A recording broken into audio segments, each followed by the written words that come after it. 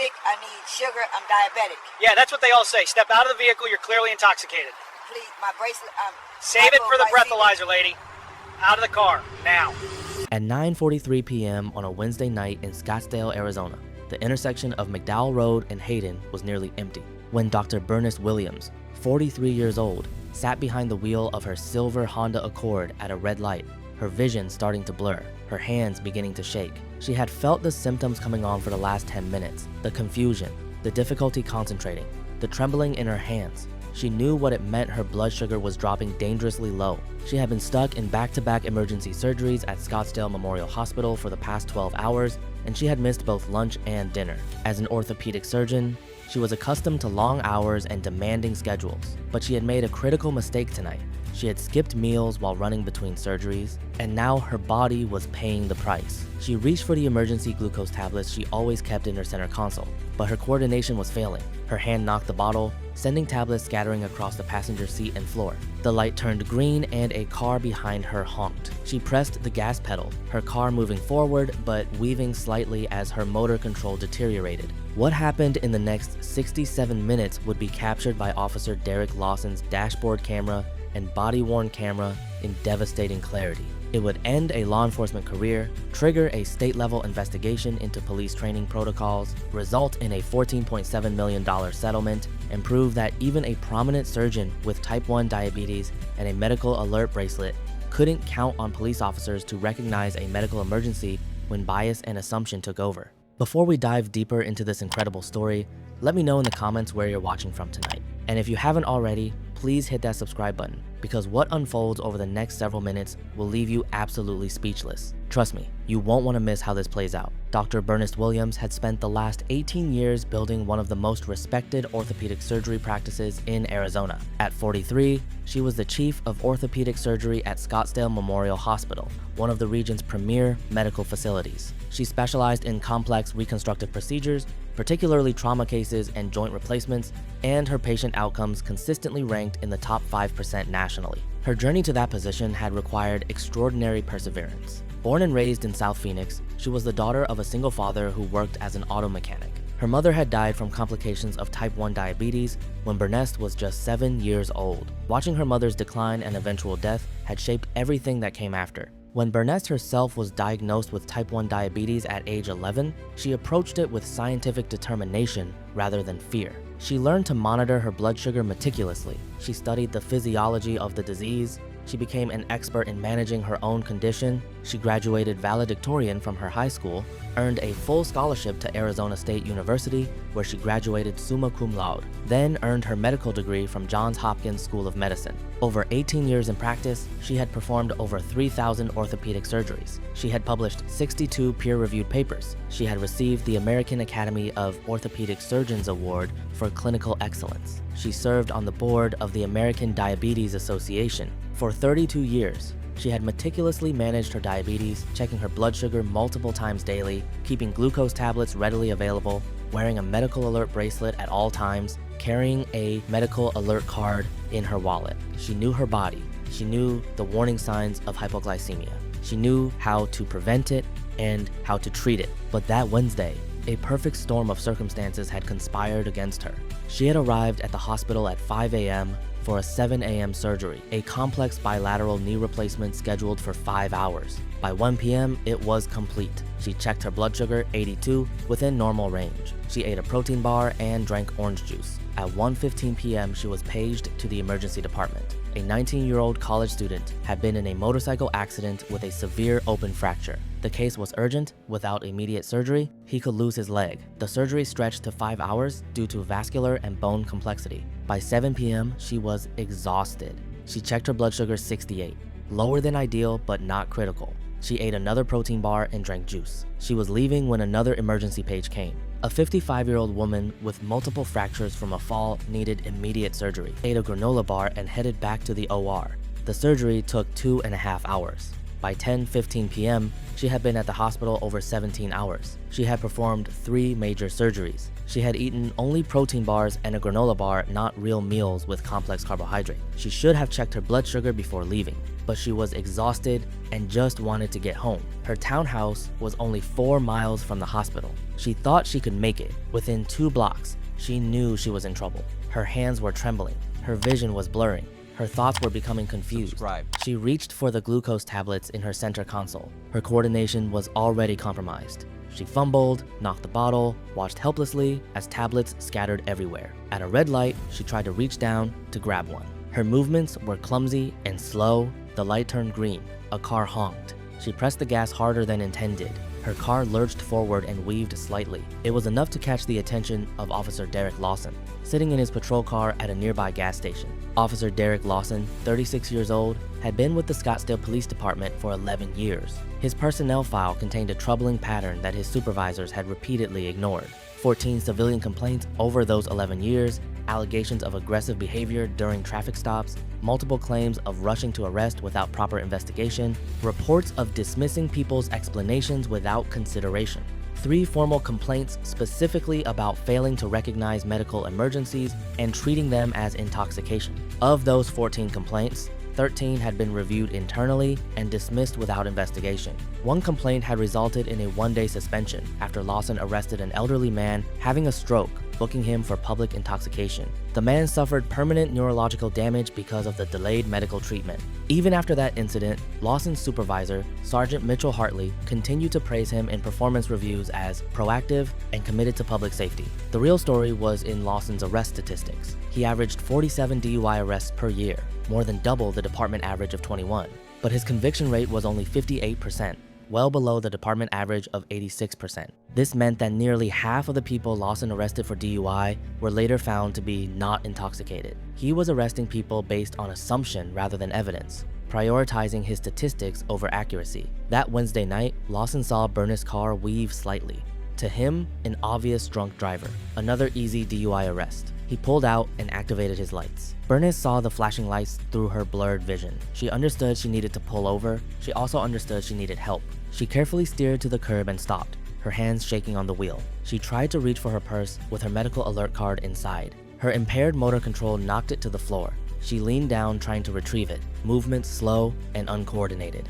Lawson exited his patrol car, dashboard camera recording. He activated his body-worn camera as he approached. The body cam would capture everything from his perspective, every word, every action, every piece of evidence he would choose to ignore. He tapped on the window with his flashlight. Burness pressed the button to lower it, then looked up at him. Her pupils were dilated. Her face was covered in sweat. Her hands trembled visibly. Classic signs of hypoglycemia. But Lawson saw what he expected: intoxication. "Ma'am, how much have you had to drink tonight?" Lawson asked, his tone already accusatory, his body cam recording. Burness tried to focus. She tried to make her mouth form the words. Her speech centers were affected by critically low blood sugar. I'm sick. I need sugar. I'm diabetic. The words came out slurred and disconnected. To Lawson, who had already decided she was drunk, it sounded like excuses. "Yeah, that's what they all say," Lawson said dismissively, voice dripping with sarcasm. "Step out of the vehicle. You're clearly intoxicated." Burness raised her left arm and extended it toward the window. On her wrist was a silver medical alert bracelet she had worn every day for 32 years, engraved clearly, Type 1 diabetic, hypoglycemia risk. Lawson's body cam captured the moment perfectly. The flashlight beam illuminated the bracelet. The camera angle showed the engraving clearly, centered in the frame, completely readable. The footage would later show he looked directly at it for 3 seconds. "Please, my bracelet. I'm hypoglycemic," Burness managed, holding her wrist steady in the window. Lawson's body cam recorded his response. "Save it for the breathalyzer, lady. Out of the car. Now." He opened the driver's door. Burness tried to step out, but her legs wouldn't support her properly. She stumbled, grabbing the door frame to keep from falling. Lawson interpreted this as drunken stumbling, not hypoglycemic loss of motor control.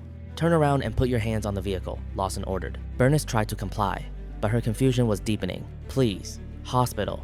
Doctor. Diabetic. Glucose. You're a doctor?" Lawson's voice was mocking, clearly captured on body cam. "Sure you are. Hands on the car. Now." Burness placed her trembling hands on the car roof.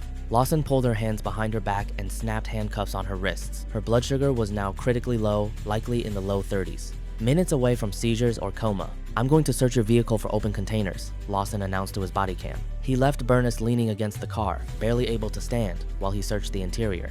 The body cam recorded his entire search. He found her purse on the floor and opened it. Inside was her wallet. He examined its contents, holding each item where the body cam could record it clearly. Her driver's license, her medical license identifying her as Burness Williams, MD, licensed to practice medicine in Arizona. Her hospital ID badge showing Burness Williams, MD, Chief of Orthopedic Surgery. Her medical alert card printed in bold, Type 1 Diabetic. Emergency instructions. If patient is confused, unable to swallow, or unconscious, call 911 immediately. Lawson's body cam recorded him reading each item. He looked at them for approximately 5 seconds. Then he placed everything back in the wallet and continued searching. He found the scattered glucose tablets. He picked up the bottle, holding it directly in front of his body cam. The label was clearly visible. Glucose tablets, fast-acting glucose, for treatment of low blood sugar, hypoglycemia. The body cam recorded him reading the label. Several seconds. Then he placed it back. He searched the rest of the car thoroughly. No alcohol, no beer, no wine, no liquor, no open containers of any kind. His body cam recorded the entire search, documenting that absolutely no evidence of alcohol was found. He returned to Burness, barely conscious. "I need you to perform some field sobriety tests. Follow my finger with your eyes." Her eyes couldn't track smoothly. They moved jerkily, inconsistently. Walk in a straight line, heel to toe, 9 steps forward, turn around, 9 steps back. Burness took 2 steps and stumbled badly, nearly falling. She grabbed the car to steady herself. Her balance was destroyed by critically low blood sugar. 1 leg stand. Raise your right foot 6 inches off the ground, hold for 30 seconds. She lifted her foot and immediately lost balance, stumbling backward. Lawson caught her arm. "That's enough. You're under arrest for driving under the influence. You have the right to remain silent." As Lawson read the Miranda warning, Burness's legs gave out entirely. She collapsed to her knees, then fell to her side. Her eyes rolled back. The body cam captured every second. "Hey!" Lawson shouted. Audio clear on body cam. "Don't you pass out on me. You're not getting out of this that easy." He grabbed her arms and pulled her to her feet. Her head lolled. She couldn't speak. She couldn't coordinate movements. Her brain was being critically deprived of glucose, causing potential permanent damage. Lawson half-dragged her to his patrol car and placed her in the back seat. Burness slumped against the window, barely responsive. The drive to the station took 18 minutes. His body cam continued recording the audio Burness labored breathing, incomprehensible sounds as her condition deteriorated. Her blood sugar was now in the 20s, coma, seizures, permanent brain damage, and death, all likely. At one point, Lawson glanced back, body cam recording. "Better not puke in my car." When they arrived at the station, Lawson parked and opened the back door. Burness could barely move. Her body was shutting down. Lawson had to physically pull her out of the car. Her legs wouldn't support her weight. He called for assistance. Officer Amanda Chen, who had 12 years of experience with the department, came out to help. Chen took one look at Burness and immediately recognized that something was seriously wrong. This wasn't intoxication. This was a medical emergency. "Derek, is she okay?" Chen asked, concern evident in her voice. "She looks really sick." "She's drunk," Lawson said dismissively. "Failed every sobriety test. Can you help me walk her inside?" Lawson said. Chen moved closer to Burness, examining her more carefully. The excessive sweating, the dilated pupils, the trembling, the rapid, shallow breathing, the complete lack of coordination. "Derek, this doesn't look like alcohol intoxication. This looks medical. Did she say anything about medical conditions?" "She claimed to be diabetic," Lawson said, "but that's just an excuse. They all say that." Chen's eyes widened with alarm. "Did she have a medical alert bracelet?" "Yeah, she had some bracelet, but..." "Derek," Chen's voice was sharp. "If she's diabetic and she's showing these symptoms, this is hypoglycemia. This is a medical emergency. She needs treatment right now, or she could die or have permanent brain damage." "I'm processing her for DUI," Lawson said stubbornly. "She can see the medical staff after booking." "No," Chen said firmly. "We're calling paramedics right now. Look at her. She's barely conscious. Her breathing is wrong. She can't stand. This isn't alcohol." "I know what I saw, Amanda. She failed every test. Because she's having a medical crisis." Chen pulled out her phone and called for emergency medical services directly, bypassing Lawson entirely. "This is Officer Amanda Chen at Scottsdale PD Central Station. I need paramedics immediately. Female, early 40s, possible diabetic emergency, severely altered mental status, unable to speak coherently or stand unassisted." Within 4 minutes, the fire department's emergency medical team arrived. 2 paramedics rushed over to where Lawson and Chen were supporting Burnett. The lead paramedic, a veteran EMT named Robert Torres, assessed her quickly and expertly. "How long has she been like this?" Torres asked. The officer pulled her over about. Chen checked her watch. About 35 minutes ago, Torres pulled out a portable glucometer and pricked Bernest's finger for a blood sample. The meter beeped. He looked at the reading and his expression changed to alarm. Her blood glucose is 28. This is severe hypoglycemia. She's in critical danger. We need IV dextrose now. The second paramedic was already preparing an IV kit. They laid Bernest on the ground and started an IV line in her arm. Torres drew up a pre-filled syringe of 50% dextrose solution, 25 grams of pure glucose in 50 milliliters of solution. Pushing D50, Torres announced, injecting the dextrose directly into the IV line. The effect was almost immediate. Within 6 seconds, Bernest's eyes began to flutter. Within 90 seconds, she took a deeper breath. Within 2 minutes, her eyes opened fully, and she looked around, confused and disoriented, but conscious. "What? Where am I?" Bernest asked, her voice weak but clear. "You're at the police station, ma'am," Torres said gently. "You were having a severe hypoglycemic episode. Your blood sugar was 28. We've given you emergency glucose. How do you feel?" Bernest's mind was clearing rapidly as the glucose reached her brain. She looked down at her hands, still handcuffed behind her back. She looked at the police station around her. She looked at Officer Lawson standing against the wall. Memory came flooding back. "I told him I was diabetic. I showed him my medical bracelet. I told him I needed glucose. He arrested me anyway." Torres looked at Lawson, then back at Bernest. "Ma'am, are you a diabetic?" "Type 1 diabetes for 32 years, Bernest said, her voice getting stronger. "I'm a physician. I'm the chief of orthopedic surgery at Scottsdale Memorial. I had been in surgery all day, missed meals, my blood sugar dropped. I tried to tell him. I showed him my bracelet." Torres checked her blood sugar again. It had risen to 62 and was continuing to climb. He removed her handcuffs. "Dr. Williams, you were in severe hypoglycemic crisis. At blood glucose of 28, you were at risk of seizures, coma, permanent brain damage, or death. How long were you symptomatic before the officer stopped you?" "I felt it coming on about 10 minutes before he pulled me over," Bernest said. "I should have pulled over immediately. That was my mistake. But I told him what was wrong. I showed him my medical alert bracelet. I told him I was diabetic and needed glucose." Torres turned to Lawson. "Officer, she showed you a medical alert bracelet?" "She had a bracelet, yeah," Lawson said defensively. "Did you check her car for glucose tablets or other diabetic supplies?" "I found some tablets, but did you find any alcohol in her vehicle?" "No, but she was clearly impaired." "Of course she was impaired." Torres's voice was angry now. She was experiencing severe hypoglycemia. The symptoms mimic intoxication, slurred speech, confusion, poor coordination, inability to focus. But she told you she was diabetic. She showed you a medical alert bracelet. Any EMT who saw those symptoms and heard that information would have immediately checked blood glucose and provided treatment.